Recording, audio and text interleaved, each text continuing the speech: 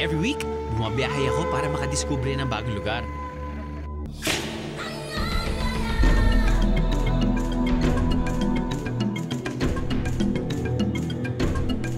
Makatikim ng exotic food. Ang kurot ay may lason. Sorry po, may lason. Oo. Bakit niyo po kinakain yan? Hindi ba galing ibang planeta to? Makakilala ng mga bagong kaibigan. Beso lang daw. Ngayong linggo, pinalad akong makita ang lahat ng ito sa iisang lugar. This is becoming my new favorite destination. That's right.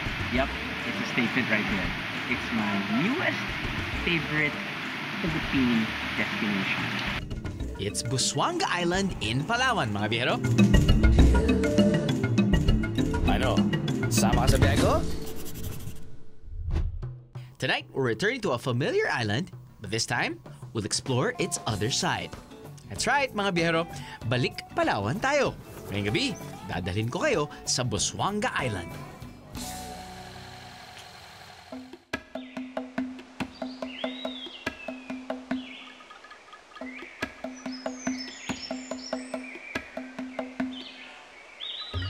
Isang dating game preserve at wildlife sanctuary ang Calauit Island na makikita sa northern part ng Palawan.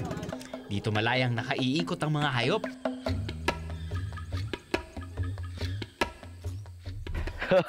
So mga biyero, ang ating gagawin natin this morning ay pupunta sa Calauit Island.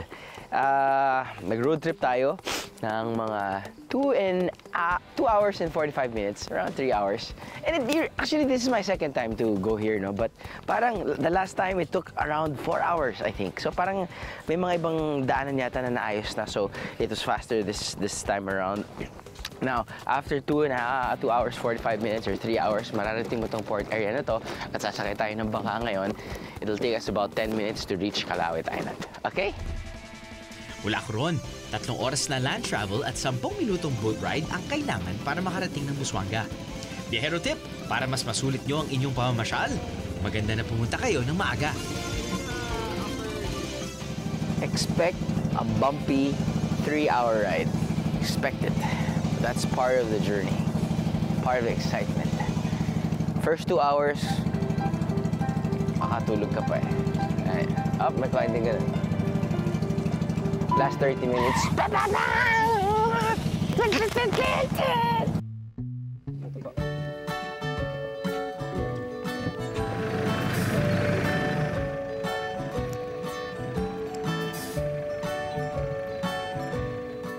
Panahon pa ni former President Ferdinand Marcos nang unang buksan ng Calauit Island sa publiko. Layunin nitong matulungan ng bansang Kenya na mapangalagaan ang kanilang wild animals. Dito iba't ibang hayop na mula pang Africa ang makikita, tulad ng zebra at giraffe. Salamat kuya. Welcome to Calauit, sir. Orlan ho ang pangalan ko. Hello po, hello po. Ako mag-guide sa inyo. Panalo. Saan po tayo punta? Nandun? Diba? Sa halagang 250 pesos, makikita mo na ng up close and personal ang naglalakihang giraffe at zebra.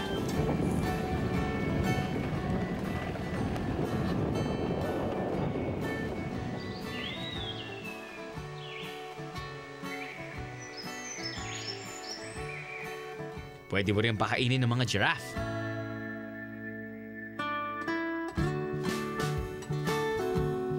Common name niya, Bakawan Gubat. Bakawan. Bakawan Gubat. Gubat.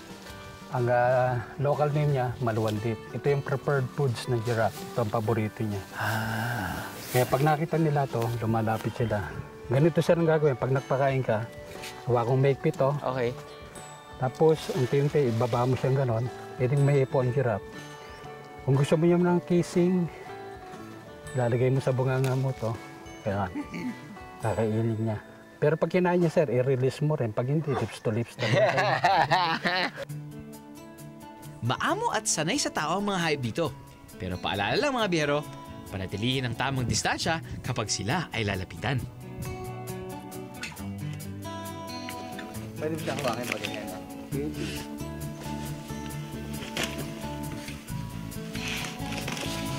Sir, may tao sa likod, ha? Sir, huwag kang tatakbo. Ang laki! Gulit ako eh. Pero kung gusto mo ng mas intimate na bonding with the giraffe, pwede mong itry ang magpa-kiss sa kanila. Beso lang daw. Nabitin ba kayo sa inyong wild safari adventure, mga biyero? Huwag mag-alala. Pwede nyo rin bisitahin ang iba pang wild animals sa lugar.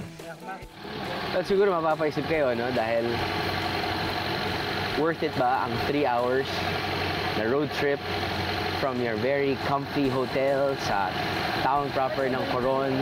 Considering na medyo bakasyon nyo, di ba? Tapos gigising kayo ng really, really early, katulad namin.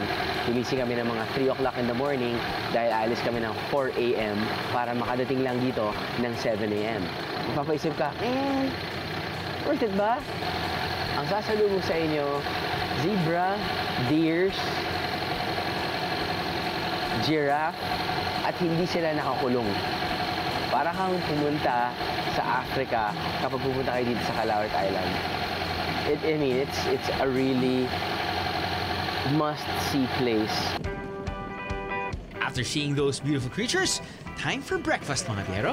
And what's the perfect way to enjoy your breakfast? Well, syempre, while on the boat, habang ini-enjoy yung view ng Busuanga. Madalas, kasama na sa tour packages ang meals. In our case, ang aming tour operator na Calamian Island Tour ang nag-prepare ng aming breakfast. Niluluto lang nila yan dito sa likod actually. Meron silang dilis, meron silang itlog, Kasing isda to? Dagit! Longganisa, something suka, at daing ba to?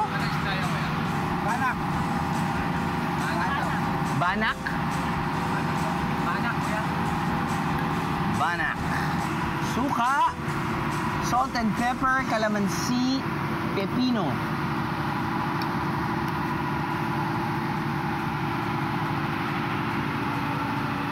Longganisa. Itlog.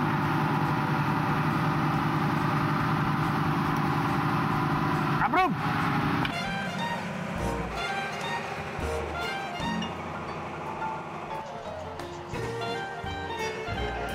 Aside from breakfast, kasama rin sa tour package ang lunch na tiyak na may enjoy nyo. Mainit-init pa itong inihahanda straight from their improvised kitchen.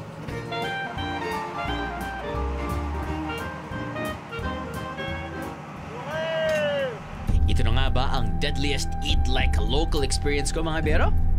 Ano po naman pinakaiba ng kurot? Ang pinakaiba ng kurot at kapare, ang kurot ay minsan, ang kurot ay may lason. So ano po? May lason? Oo.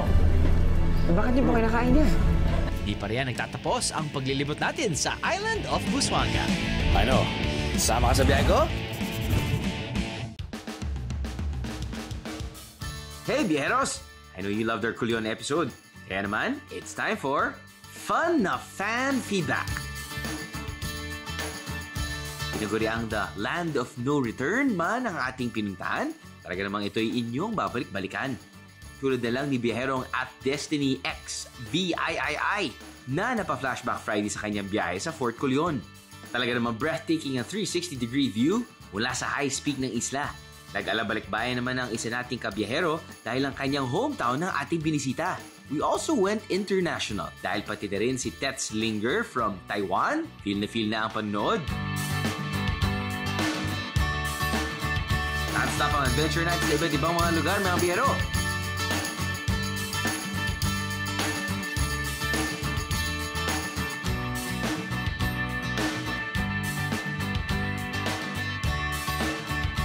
Pero kung may lugar, restaurant o probinsya kayo na gusto nyong i-share sa aming team, mag-iwan lang ng comment o mag-message sa aming social media accounts.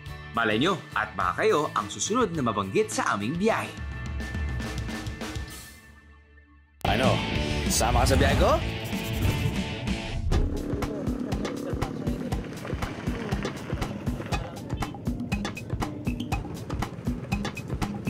Busuanga Island ay isang tahimik na isla na madalas na dinarayo dahil sa white sand beaches at diving spots. Pero alam nyo ba na isa ito sa mga tourist destinations na tila hindi nauubusan ng hidden gems?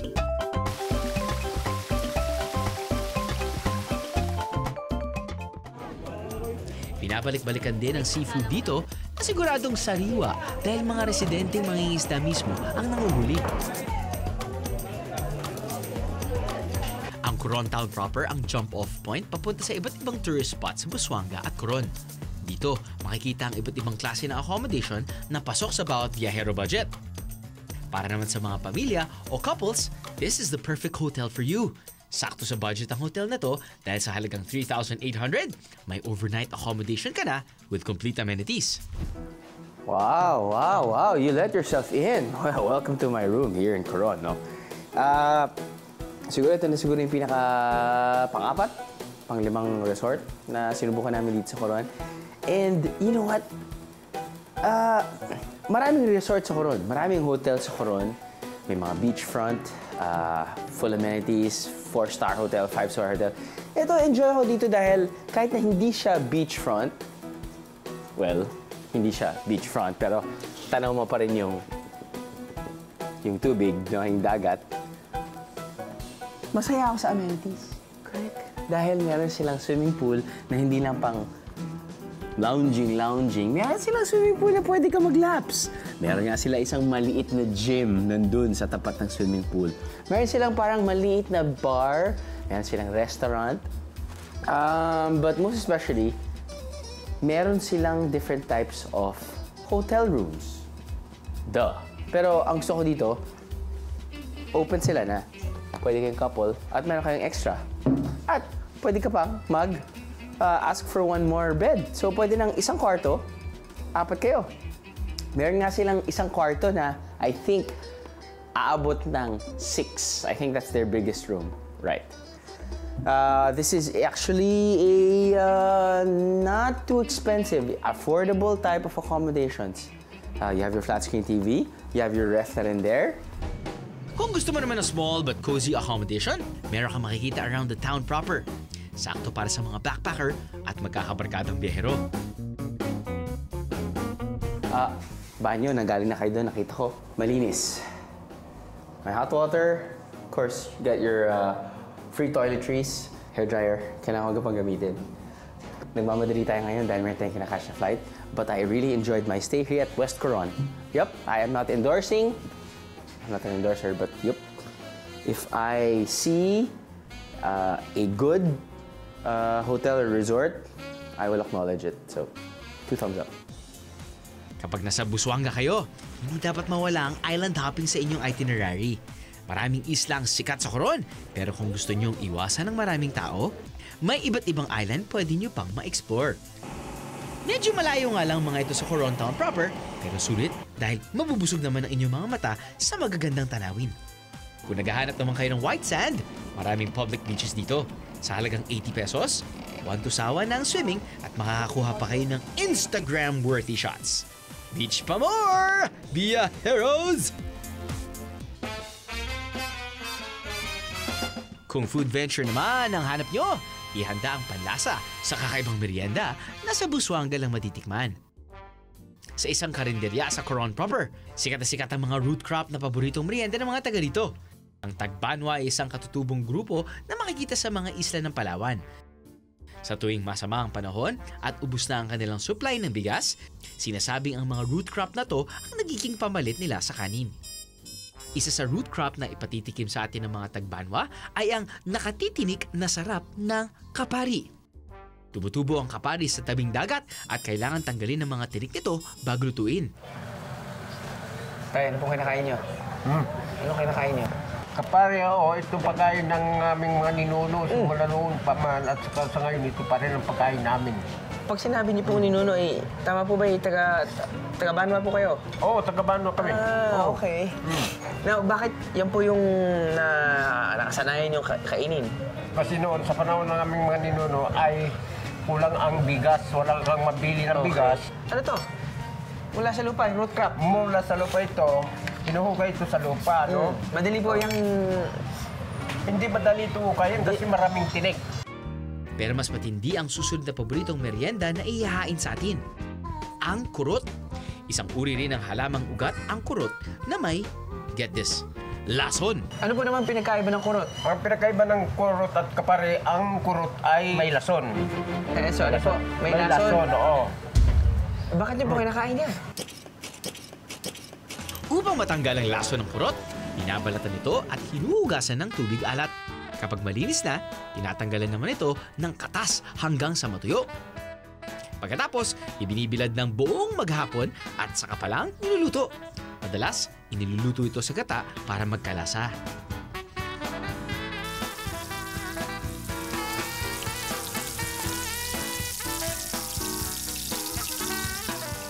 Ano po pinagkaiba ng kurot pati...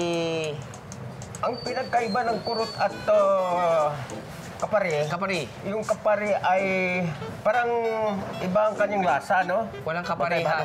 Walang kaparehas, oh. Walang kaparehas.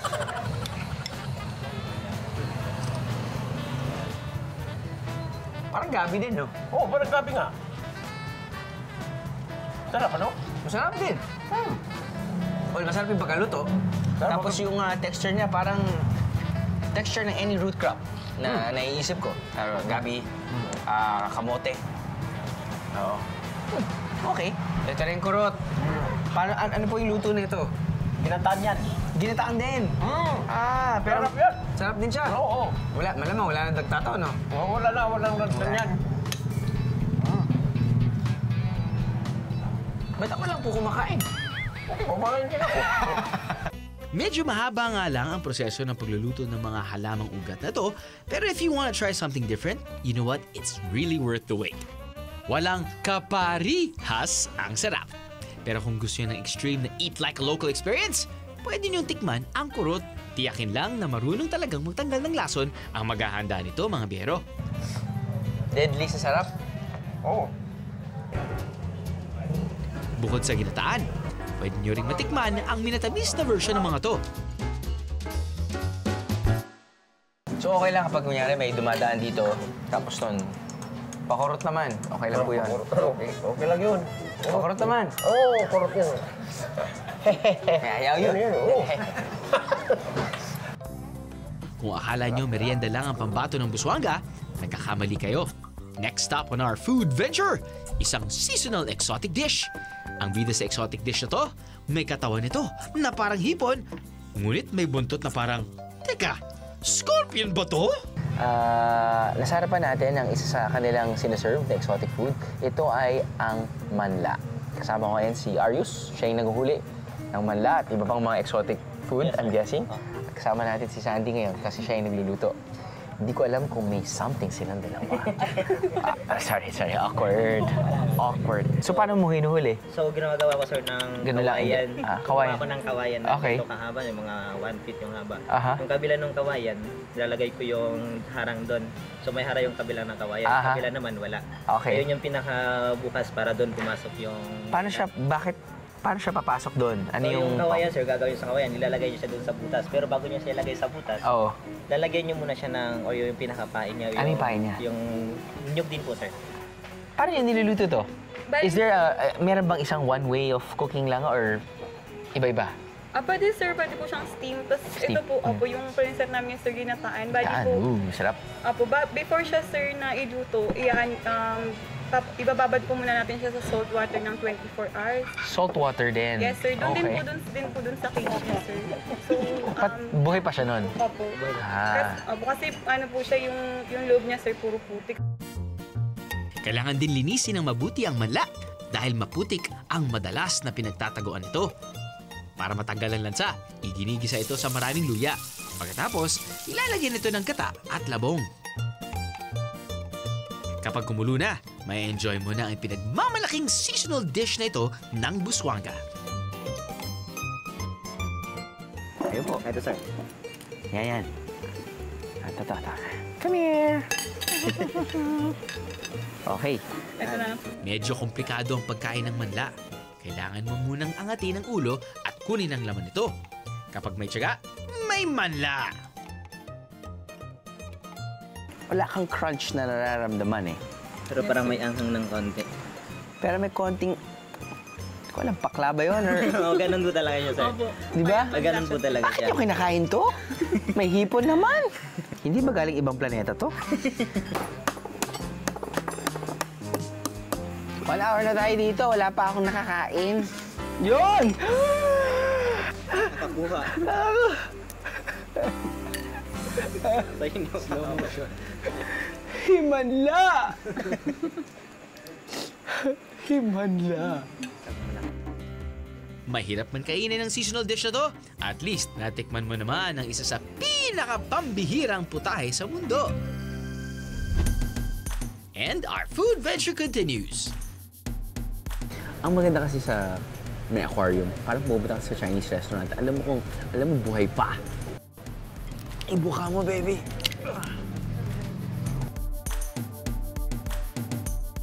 Inihaw, minarinate sa suka.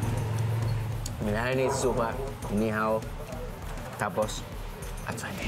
Ano? Sama ka sa biyahe ko? Sa bawat biyahe ko, lagi ko kayong kasama mga biyahero. Kahit sa pagdiriwang ng birthday ko, kasama ko rin kayo.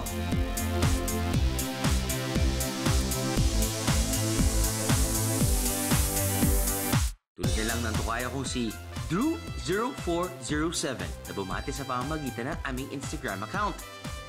Hindi naman nagpahuli sina Melinda Grace Libucogan at I Am Lucky Me sa birthday greetings. Tatash naman ako sa lahat ng mga birthday wishes niya para sa akin. Happy birthday, Drew! Stay guwapo, pilyo, maharot, makulit, masayahin, and healthy, and more birthdays to come!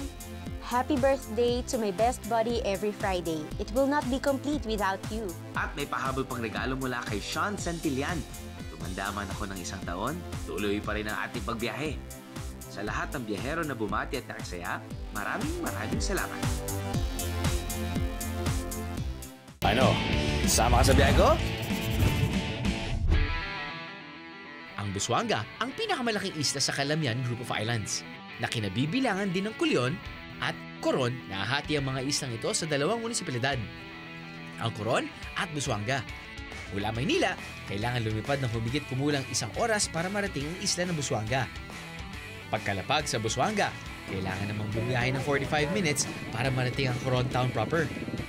Ang Coron ang sinasabing best take-off point kung nais mong makarating sa iba't ibang isla ng Busuanga. Hindi naman ang mas extreme adventure. Subukan niyong mag-dive sa shipwrecks dito sa Busuanga Island.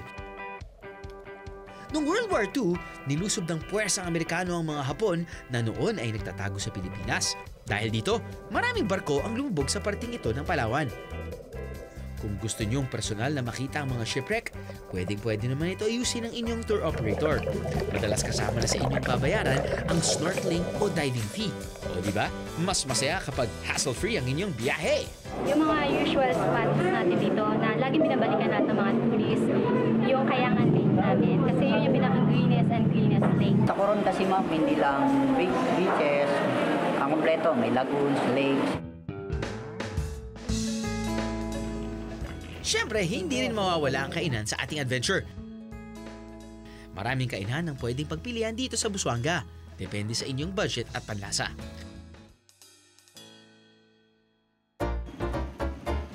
First up, isang restaurant na kilala sa kanilang lobster. Malalaki at sariwa ang mga lobster dito dahil sila mismo ang nag-aalaga sa mga to. So dito sa Lobster King, specialty nila, bulalo. Lang ka lang. Siyempre lobster. Ang estilo nila dito, paluto. Meron silang aquarium. Pili kayo kung anong gusto nyong size ng lobster. Hop. Huli nila. Timbang. So kanilang luto fee, cooking fee ay 150 regardless kung gaano kadami, kung gaano kalaki. Kung gaano kalaki kasama mo kumain. Uy. There you go. Okay, let's see. Beautiful. Something sauce. I think it's sweet and sour. We shall find out in just 1 second.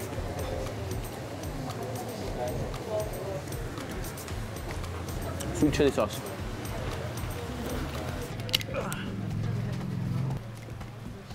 See, Ang maganda kasi sa may aquarium, parang pumunta ka sa Chinese restaurant, alam mo buhay pa. Diba? Dapat. Ito yung salt and pepper something, how kumuha tayo ng sile.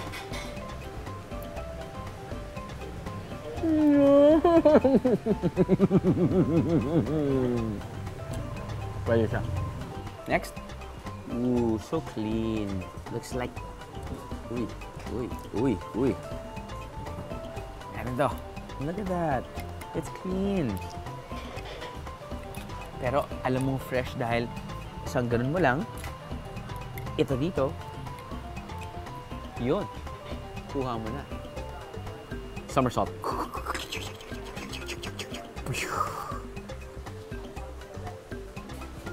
Ayun.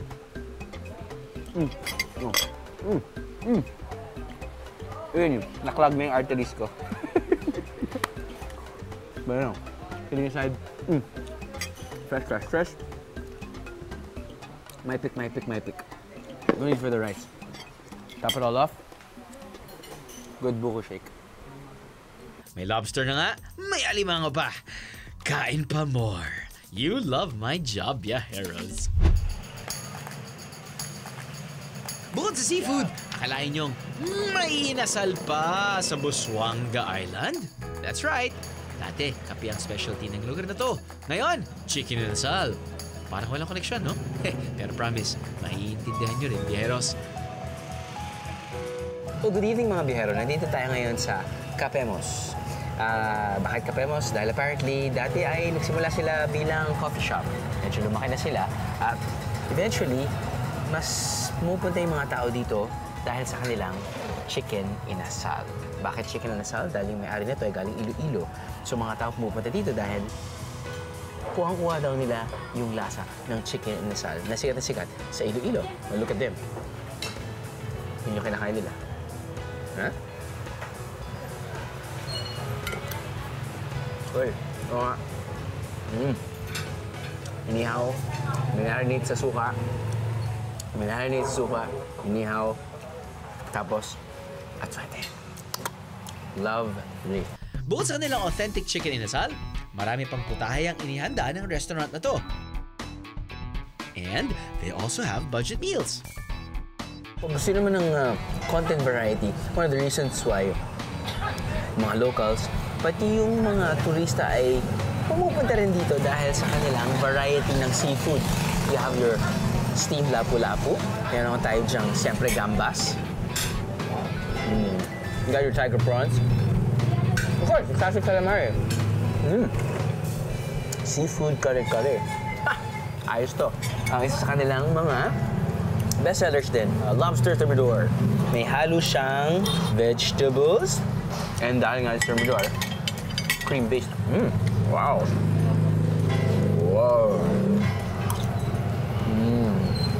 I love it. I love it. Sarap talaga pag tabing dagat to talagang, man, I'm telling you. Look at that. Big pusit.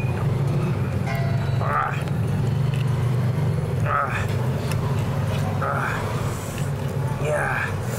Oh yeah.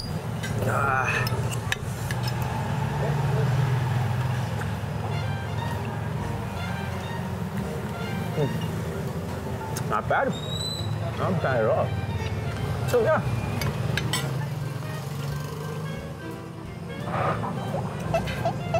Mahirap lunukin ang pusit. So yeah, para sa mga turista, kung hanap nyo ay local food ng Iloilo, pwede kayo kumain ng inasal dito. Or kung gusto nyo naman ng variety pagdating sa seafood, meron din sila. So, kain tayo? Yes!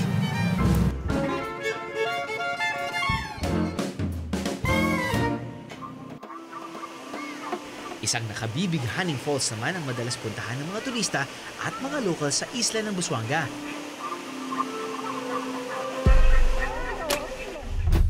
Mula Coron Town proper, 30 minutes lang ang biyahe para marating Concepcion Falls. Walang bayad ng pagpasok dito. Libre na, accessible pa.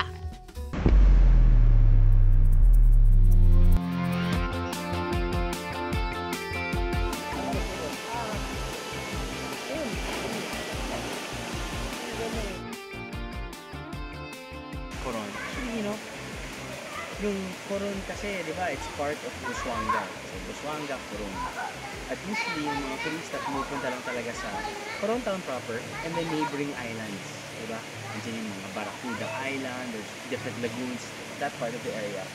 On my fourth visit, parang hindi naman natin naikot, no? Pero marami pa tayong hindi napupuntahan eh. Pero napuntahan natin yung another side of Busuanga or another side of Coron. Now apparently, kapag yung mga turista daw, lalo mga foreigners, kapag sawa na sila dun sa Coron town proper, they rent out their motorcycles, pupunta sila dito sa Concepcion, para gamit motorcycle, hike lang mga 15 minutes. I mean, dude, unlimited areas to go here in Busuanga/Coron. This is becoming my new favorite destination. That's right. Yep, it's a statement right there. It's my newest favorite Philippine destination. Puanto Sawa. Kapag pupunta ka sa isang lugar para sa isang kakaibang experience, be a local or meet a local. Na matitikman, pasado sa inyong dagat. Ano? Sama ka sa biyahe ko?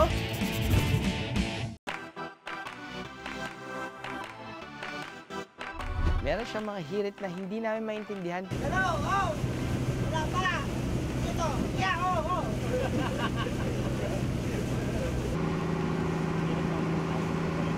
Kasi yung nag-iisang kulot. Malayo pa lang, kita mo na siya kulot tsaka naka-orange. Yun. Para siyang hazard.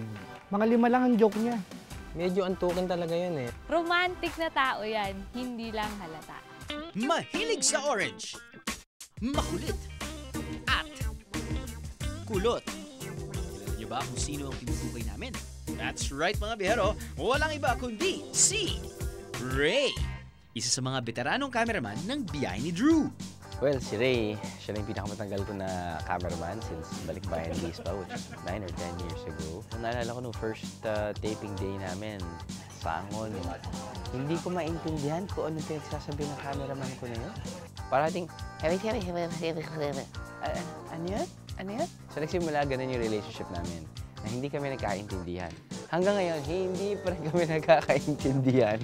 Pero ginagawa na lang namin dahil alam ko na kung anong ibig sabihin niya, nag-evolve na into a special type of language. Akala mo kasama mo siya naglalakad. Yung pala, malayo na siya.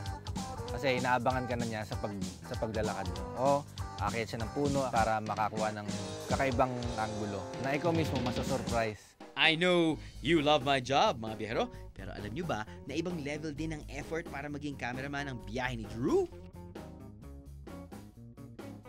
Tip ko siguro, masarap maging cameraman ng travel show.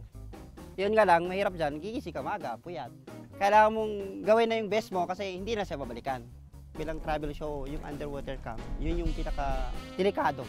Huwag pala kayong mag-travel show cameraman pag allergic kayo sa seafoods. Yung napapanood nyo po, ay pinaghihirapan po namin ng sobra yun. Si Ray ang nagkokompleto sa BND crew. Kung wala si Ray, syempre hindi sobrang saya yung energy. Each part of the crew has a different character and is a piece of a puzzle which makes BND very special and very memorable. Sa akin man madalas nakatutok ang kamera, pero sa likod ng inyong biyahero, ang aking crew, ang mga hero ng bawat biyahe. And I was just forced to say that. Hehehe. Ano? Sama ka sa biyahe ko?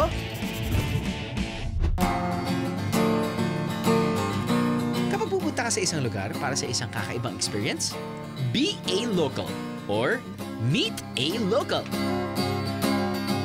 Sa ganitong paraan, mas makikilala mo ang kanilang ugali at kultura. Sa aking paglilibot sa Busuanga, nakilala ko ang local guide na si Jonel. Talaga namang kahanga-hanga ang kanyang pagmamahal sa mga isla ng Busuanga at Coron.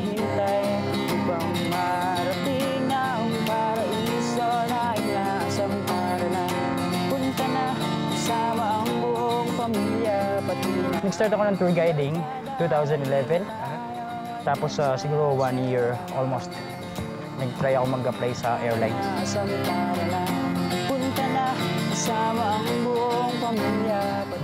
Masaya yung ganitong trabaho. Tour guiding, marami ka nakikilala, maraming mga bagong mukha, bagong mga guest ba ganun. Got more time to kill in Busuanga Island? Aba beach activities all the way, baby! Isa na riyan ang stand-up paddling. For 1,200 pesos, mararating mo na ang mga lugar na hindi napupuntahan ng mga bangka. Mga hidden gems, ika nga. Sounds interesting, di ba? Kung gusto mo naman ng medyo relax at laid-back experience, subukan mo namang mag-kayak sa mangroves. Maiikot mo na ang isang 4-kilometer mangrove plantation sa Coron. Perfect for a unique romantic date. Ang kagandahan ng Coron ang naging inspirasyon ni Jonel sa pag-compose ng kanta. Kanina, tumutugtog ka. Yes po. Tapos nun, parang sarili mo yatang composition yun eh. No? Paano mo nasulat yun? So, siguro, inspired lang ako sa pag-tour guide. Then, inspired din ako sa ganda ng Coron talaga. Yung, parang nagawang ko siya ng isang kanta na sa linya ko is Paraiso talaga. Correct. Ano ba yung nilalaman ng kanta mo pa? Dalawa yun eh, no? Po. Yung isa Tara Na Sa Coron. Okay. Is for inviting people po. Tapos yung Coron Palawan. Coron Palawan is yung itinerary na pwedeng possible na puntahan sa 5 days na pupunta dito. Okay, yun po yun. So parang itinerary in a form of a song. Parang ganyan. Stick. Punta na, ano pang hinihintay upang marating ang paraiso na inaasam tayo na. Punta na, isama ang buong pamilya, pati na ang barkada, haloy na tayo at magsasaya. Sino mag-aakala na may mini safari sa ating bansa at matatagpuan ito sa isla ng Busuanga? From root crops to all kinds of seafood, Busuanga Island has its fair share of exotic food. Maging dayuhan sa sariling bansa. Keep on exploring, mga biyahero! Akyat tayo ng tapyas, maghihintay tayo ng sunset at titigil ng kasuwi. Dadaan tayo sa Coron Harvest in our last trip. Makinit for dipping and swimming and relaxing para lang. Punta na, ano pang hinihintay upang marating ang paraiso na inaasam para lang. Punta na, isama ang buong pamilya, pati na ang barkada, halina tayo at magsasaya.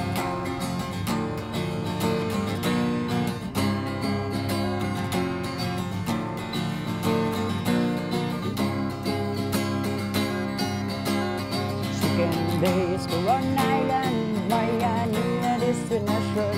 Una ay Kayangan Lake, Heartless Lake sa Pilipinas, may marine park tayo at mga white sands ding pupuntahan. May shipwreck dyan sa lagoon, mag-enjoy tayo maghapon para na.